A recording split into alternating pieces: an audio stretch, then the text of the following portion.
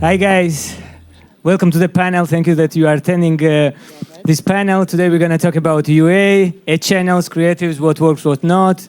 We're going to talk about alternative ad channels. Before moving forward with topic, I want to introduce myself. My name is George. I'm representative Gamehive here. Gamehive is a cool publisher with a role-playing category. They have a bunch of apps. And Tap Titan 2, Battle Bones, etc., etc. My favorite is Beat the Boss 4. If you are unhappy with your boss, guys, and want to slap her on him, don't do it in real life. Just download this game, and you can do it virtually. Except my main job, I have different side projects. I'm consulting guys with growth direction, mainly with App Store optimization, user acquisition, and monetization. Besides that, I have my hustling show, 3-Minute Bullshit with George, where I inviting people, experts, asking them dancing, and there is also the funny moments. And besides funny moments, there is useful information about online marketing topics. So check that out. All episodes are funny except one that I shoot together with my colleague 1 year ago, which is dedicated to Ukrainian people. We collect information about our colleagues Ukrainian colleagues who searching for the job because of the war. And if you have any open position, please check this file and hope they're gonna find the job. Besides that, we also share the initiatives from our another colleagues who developed a platform where people like kids developing the ads, and you can buy these artworks, and this money will go directly to the kids. And as well, there are different initiatives how you can help people directly, refugees. It's like you can just put $5-10. It's nothing for you guys. It's just a lunch. So I don't want to steal too much time for this panel, and I'm stop bullshitting right now, and I want to let you guys introduce yourself with the warm-up question. Which is your favorite? Which UA channel you are most excited about right now? Nick? Is this working? So I'm Nick Blake. I'm VP EMEA for Liftoff. Liftoff is a company that helps publishers, advertisers, game developers, DSPs drive revenue at scale. And I am excited about the world of programmatic. That's where I think you can really drive additional revenue at scale. Ophir? Yeah, hi everyone. My name is Ophir Pasternak. I'm the founder and the director of R&D at Personally. We're also a DSP. I'm a bit biased, but yeah, programmatic is the next thing. One of the only ways to still be in the game while we will not have device IDs. And yeah. I have mine. Hi everyone. It works well? Yeah. Good. So hi everyone. I'm Roy Raz, founder and CEO at Ovivo Games. Ovivo Games is a publishing house specialized in hyper and hybrid casual games with a mission to empower game developers and gaming studios to build a successful and profitable business by leveraging or using our unique publishing approach. To answer your question, I will be a little bit politically correct here.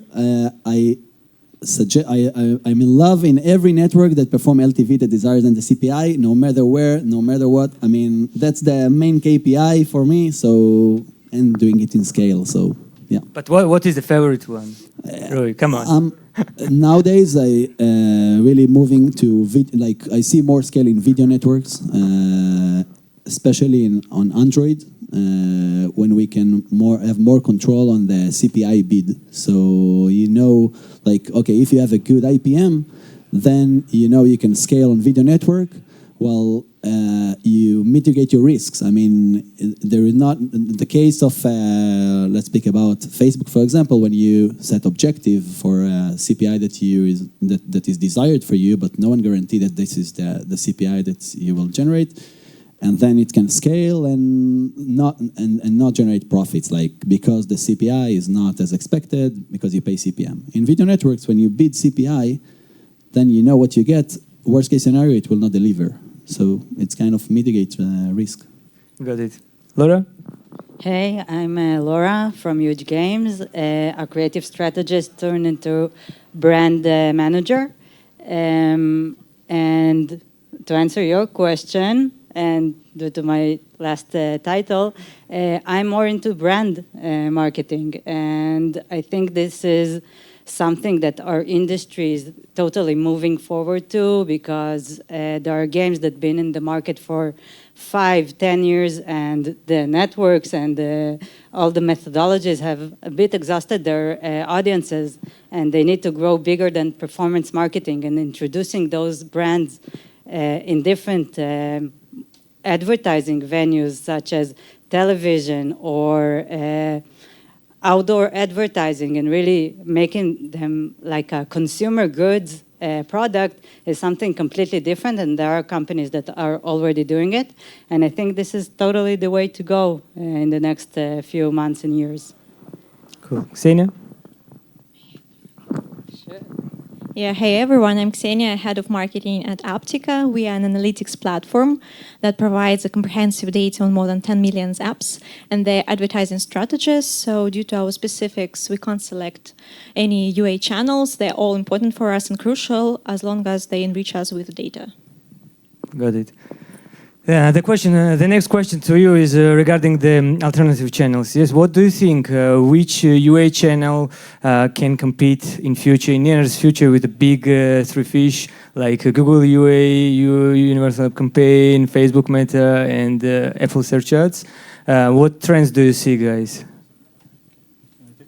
Roy, for instance, let's start with you. So I already started with the video networks. Obviously TikTok, okay, you didn't mention TikTok, you talked about Google, Facebook, so obviously TikTok is undoubtedly, it's not the next big thing, it's happening for a few years, so, and it's still growing, and it's still challenging to scale, at least from my experience, it's still challenging to scale in TikTok, because the creatives there are like you want to be as much as native as you can with the creatives, and the trends are changing frequently, so you need someone that will be 100% dedicated for TikTok in order to succeed.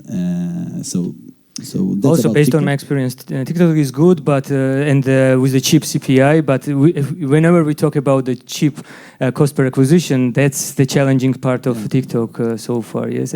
Any other thoughts, guys? Yes, just adding some details on TikTok. The fatigue there, the creators' fatigue there comes faster. So just based on our experience and what we see in our advertising intelligence tool, rarely do we see the creatives running for more than 1 week. Usually they change, the trends and the concept every 2-3 weeks. Really good creative can run for from 2 to 4 weeks, but usually it's 1 week max. And really, we have all the creatives there in the most shared section blended with UGC and the Spark Ads. That's really something that's working nowadays. Laura? To answer your initial question, Exactly, yes. I think we need to check where our audience at, and it can differ from geo to geo. For instance, we ran a survey for our casual title, and we discovered that in Japan, the audience is on Twitter, and we didn't run activity on Twitter. So we need to check where the audience at, and then to perform there, and not do the other way around. Check what networks are popular now, and then be there. And for TikTok, we see other trends on our activity. We see that the creatives that are performing well on other networks are winners also on TikTok. So all of the trends and the UGC and everything that we see, we really need to adapt them to the game's audience and what they favor. So it's a lot of research and a lot of grinding until we find whatever works for us. Got it. Guys, I think you're going to answer DSP. Yeah, of course. So you asked what are the alternatives to the walled gardens. I think the programmatic is the only challenger that actually delivers, especially when it comes to getting the money back, right? So TikTok is amazing for cheap installs and can work for few verticals. But when it comes to bringing the ROAS home, I would go with programmatic because of the data capabilities and our ability to predict who is using the device and what is his spend potential. So I would, again, be a bit biased, but programmatic. Got it. And Yeah, similarly, I mean, we have advertisers where we know we are the largest channel. We're driving more than some of those walled gardens anyway. And some of that, and this is about creative, is due to the creative innovation that we see coming from ourselves in order to compete and in order to stay ahead. And that's a big differentiator that we found. So there's a unique approach which makes our channels, programmatic, very scalable. Cool. In my opinion, except programmatic and TikTok, I think the potential might have influencers as well, and another alternative channel that might gonna work for non-game stuff is web-to-web campaign, based on my experience. And it's not a big, huge alternative channel, but still it's additional nice to have stuff. In terms of like ad creatives, guys, what trends do you see? What trends do you observe in 2023? What you can share with us? I will be the first to say generative AI. So generative AI for sure will influence the ad creation. We see text-to-speech platform, text-to-music platform, obviously ChatGPT that you can consult and build a creative brief much easily, faster, cost-effective.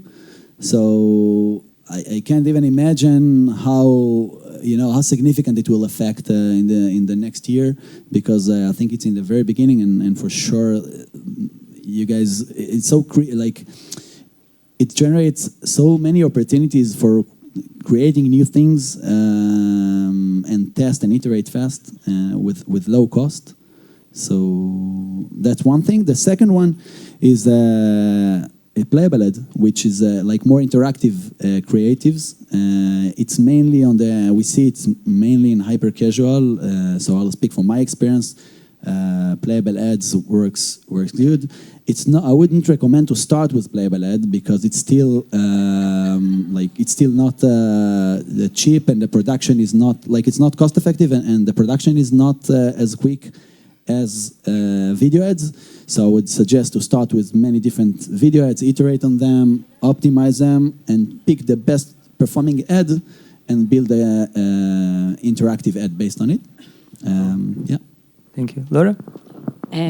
From my point of view, I think trust is a major issue with players, especially in the verticals that we run on. So influencers can be a really big part of creating this trust. And influencers can go to different ways. One, you can create trust if there are people that you create resemblance to, and there are really people that you see yourself in. But on the other way, people may have some fatigue of influencers, that one influencer one day pops in your game, the other day he is on a fitness app, and the third day he's just selling supplements. So it's a really crucial thing to pick out the right influencers for you and to run them on a network that is creating trust, and network that the player can really be immersed with the message that you give the influencer to give. So I think that's one. And the other is really big brand campaigns. And I want to connect with Naor's lecture from this morning. I think that's something that is creating trust for years to come. It's not just something that's programmatic and it's here and now, and I see this game and I want to play it and I'm downloading it now. It's something that's creating an image in the player's mind and it's there to stay. So that's something that I'm going to repeat throughout this panel. Got it. Guys, Nick, Ophir, what do you see? UGC, as has been said, and the rise of the influencers, that's definitely grown considerably. And also the sort of mini-game in-game playables as well, where we're seeing sometimes crossover in genre as well, which does reflect perhaps the mini-games that are in the game, but that's definitely something that we've seen increase. And then from our side, different changes in video length as well. We've seen, longer form video has started to increase, and even ultra long form video, so anything over 46 seconds, as users are perhaps getting more used to it and then feeling less, finding that it's less intrusive. They are actually driving pretty good performance as well. Got it. Yeah, so there is a big hype around playables in the last years. Actually, because of the new SDK behaviors. So basically, if you're doing user acquisition, you are seeing from the SDK network CTR of like 30–40% sometimes. So actually, videos performs better. But what we see working right now is a path where we start with a video, and then the end card can be interactive or a mini game or sort of game experience, and this combination works really well. I agree with Ophir. I wanted to add something about trust that Laura mentioned, and the mini games that Nick talked about. Is that we all remember the misleading ads that that we used to see in the last 2 years. I think that users now are like, as Laura said, they're looking for trust, and they understand the trick of the misleading. Yeah. So that's why we see more mini games that implemented these misleading ads in their game, and now they are not misleading anymore. Yeah, there's definitely been a move away from misleading ads. That trend has definitely gone, and so it's replicating what is in the game. That's for sure. I wouldn't say that it's completely gone. Well, yes, it's fading away, its popularity, but we still see fake ads, deceptive ads, atypical ads, whatever. But the publishers are much smarter now, so they integrate it within minigames or onboarding funnel or some live ops. So they also put it just to have this smooth transition between what you see in the creatives and what you see actually in the games. And concerning the fake ads, still some hyper-casual mechanics are working pretty well for even mid-core games. So they're still where pull the pins, shoot and run, crowd running. So they're still there, but the share is shrinking. So that's really there. And backing up the point with the videos, it's really the king. So it's 65% the proportion of the video creatives for the first half of this year. So now we see that also the share is growing of the videos. Got it. What I observed, and I think that would be the trend ongoing, is that we're going to see more impact from artificial intelligence, especially from indie developer side, because it will shorten their time to developing the stuff. Not only visuals, but also the text and metadata as well. So I think I'm betting on that. So the guys who already started doing it, I think they will get a beneficial already versus the old-fashioned guys that they are still pushing the old stuff. Yes. AI, it's not only about optimization, I would say, but also about some ideas that you can implement without AI. You couldn't. For example, Replug, our partner, recently they launched the ad strategy with Mozart for a music app, Mozart listening to music, and it was really successful. But without AI, so I doubt that it would be possible. So it's something new. So you can like crack exactly also, unique stuff. Yeah, unique some stuff. It's really cool now. And there is also the IP, like okay, you can put the Mozart sound, and it's original. I mean, or at least no one can claim it's not original. And then it's yeah, you can use music that you couldn't use before. If we talk about the creative features that you see across different networks and alternative user acquisition channels, yes, what works and what doesn't work, yes, and what the trends that you see, for instance, I don't know, for in AdColony or in Wangle or in TikTok, what works, for instance, storytelling works or doesn't work, or money-oriented stuff, or more challenging, like showing the challenge of the game. What is Laura? Yeah, because you are the person who gonna answer this question probably. Yeah. So from what we see in our activity, and I'm speaking on social casino currently, we see different type of creatives running for networks, and I'm generalizing networks here, and for social. So for networks, we see more storytelling creatives, a bit UGC, and for storytelling, I'm meaning creatives that really showcase our gameplay and are immersive and really show the slot and what type of action there is in the slot and what kind of extra spins do you get, and a mini game which is specific for the slot. So it's really immersive, and it really feels makes the viewer feels a part of this game, and really makes them want to download it.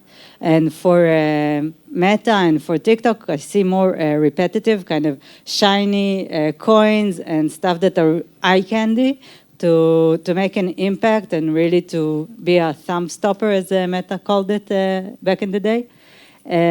So that is more to create some kind of awareness and maybe not to download it that certain instance, but maybe to download it later. And in networks, we see that kind of motivation to, here you are a part of the game, you want to continue spinning and you want to be more immersed with our app. If we talk about the formula of successful creatives, guys, what is your formula? Can you share with us, and which ad unit works best for the channel that you are working? Yes, like videos or static or something else. For us, definitely videos. Videos is I mean, on the programmatic side, video's been consistently over 70% of all of the revenue that's coming through our platform for the past 12 months. And on the network side of things, that's increased as well to over 70%, but over the past 12 months. So that's been a big one. For us as well, we've got an ad unit called a triple page ad, which is a video that goes into a playable, into an end card, and that's also performing incredibly well. And that's something that we're able to run on our network as well. So but videos is still very much the dominant ad unit for us. Yeah, so what we are seeing is videos as well, mainly gameplay and UGC. What we started to explore recently for gaming is also using the Samsung Game Launcher to publish games there, and it's working also amazingly well. Sometimes we also use banners, depends on the situation, and we try to gamify those banners to not be boring because no one really looking at the very bottom of your screen. And yeah, but mainly videos. Right? Share us the success of. Yeah, I'll share with you. What's the formula of success? There is no formula, to be honest. There is no formula. There is a methodology, and the methodology is the concept is there is no bad outcome. Okay, the CPI can be not as you expected, but the CPI outcome is just the outcome. Now your methodology, our methodology, is to learn. Ask the questions, why is the outcome, optimize accordingly, take more actions that make sense according to the results, and run again and again and again. And most of the time, it's not working. So you need to have like enough resilience to deal with these failures time after time. As long as you have a strong, robust methodology, then you will find the best successful and creative. So. Got it. Laura? Well, our methodology is constantly communicate. The UI managers, the retargeting, and the creative team are constantly in communication, constantly reviewing the performance of our creatives, and constantly iterating as well. So we have, I don't know if it's a formula or a methodology, but we have new creatives that are completely fresh, completely new. They're never been tested before. We have creatives that are inspired by our competitors, and we have creatives that are iterations of existing creatives, of the successful creatives. And the one that doesn't work, we just chuck them aside. We have enough imagination and enough sources to create new ones. And we just learn from, like, in the 2 years that I've been with Huuuge, like, I can be honest and say that the creatives that were top performing when I joined are still the top performing now. So I don't know if it bursts any bubbles or is it consecutive with your experience, but this is the situation. Actually, Actually, it's different for some of the verticals that I'm working. That top performance that was good, like for instance, 4 years ago, is not anymore because some stuff is changing as well, and also the customers are also changing. The customers and age type also changes. You know that the generation also changes. So the stuff that were interesting before, some of them it's not interesting anymore. Yes, but it depends of verticals. Yeah, agree. Pretty constant. Exactly, yeah, it's pretty constant, yeah. Yeah, just I wanted to add that fail condition and wrong option is working pretty well in some of the creatives in the most shared section, along with drama. So if you have engaged in some storytelling, it would be also cool to try, and constant feedback. So when, for example, I guess someone has seen when you have a creative and just it shows your IQ while you are trying to do something with the playables. So it also has a high clickability rate. psychologically, I guess it can be explained. Got it. If we talk about epic fails, guys, my favorite question. What epic fails can you share with the audience, recent epic fails, and please share it to avoid repetition of that, yes? Just like very briefly. Laura, I think you have. Yeah, no? I have an epic fail. Well, it depends on how you frame it. So about a year and a half ago, we did a big production for a casual title. It'd been outdoor shooting and everything was amazing. We edited it, did post-production and effects and really amazing creative, really like portraying our game in an amazing way. We start running it and as you say, crickets. Like it didn't drove performance at all. And the problem was that we didn't communicate and we didn't do it. Like the creative team and the media buyers were not communicating and we didn't do versions and edits that are according to each network's best practices. We did some edits, but nothing too specific. And we didn't run it in a separate campaign and we didn't optimize it to reach and frequency. We optimized it for performance and it wasn't a performance-oriented video. So again, communication and constant feedback and doing these projects all together, all hands on board and not working in silos. This is my tip for you guys. Got it. Guys, Nick?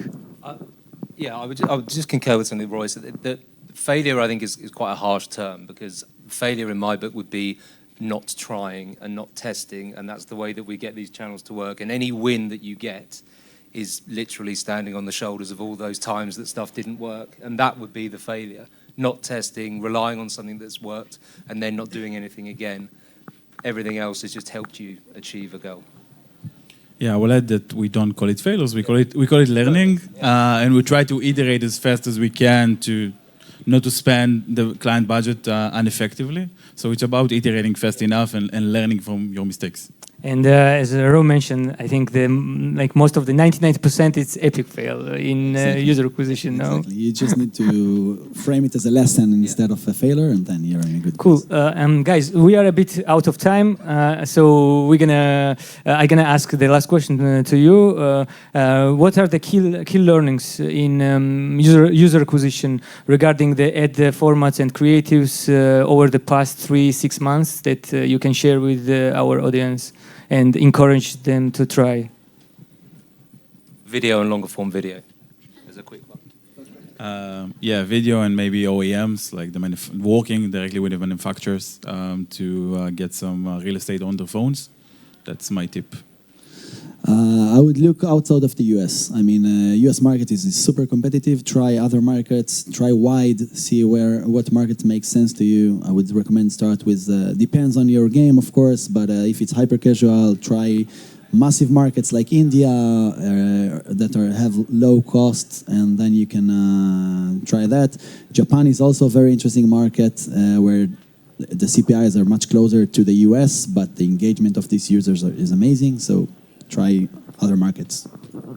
Well, for me, it's like trends are cool, are nice, but know your players, know your game, know what works for you. Try and try again, but know yourself and know what works for you. That's above all. Yeah, I would suggest try an ad intelligence tool. So I'm just trying to sell Apptica somehow here. So the market is quite... we are not here for selling. Yes, selling it's but another, I would suggest another section. ad intelligence tool, yes, because the market is quite competitive and you don't need sometimes to reinvent the wheel. You can just check the most performing creatives and just try to borrow them in a wise way, adapt, and maybe try to apply to your strategies, and maybe it will hit. Based on my experience as well, I want to add that you guys have to try new stuff as soon as possible, because some competitors, especially the big ones, are very slow. So even you failed, you will get way more learnings in advance, and you will then use these learnings to iterate after and get the winning and competitive advantages over your rivals. Yes. Thank you so much, guys. I hope that was very useful for you. If you have any questions, feel free to ask us in lobbies. Thanks.